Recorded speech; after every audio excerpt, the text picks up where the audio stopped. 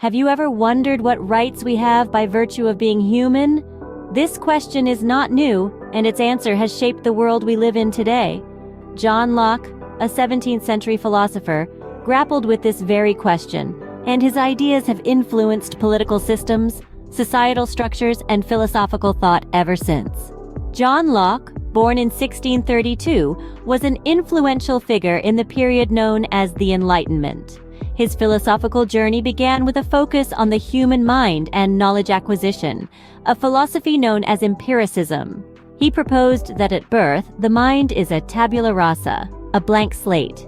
It is through sensory experience and reflection that we gain knowledge and understanding.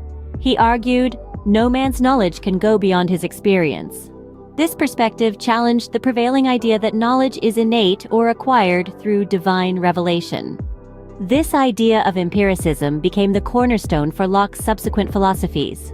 If knowledge and understanding are derived from experience, then it follows that all humans, by virtue of their capacity to experience and reflect, have an innate capability to reason.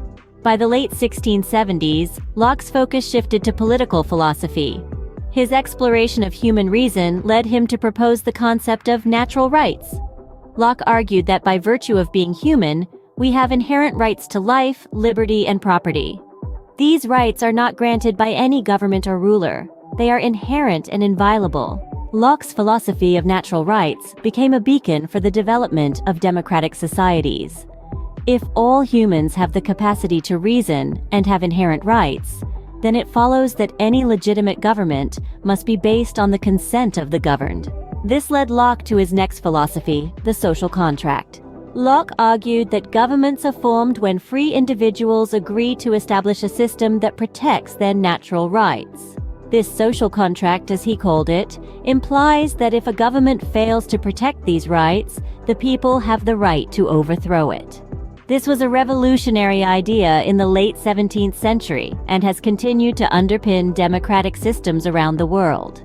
To summarize, Locke's philosophy began with empiricism, the idea that knowledge comes from sensory experience and reflection.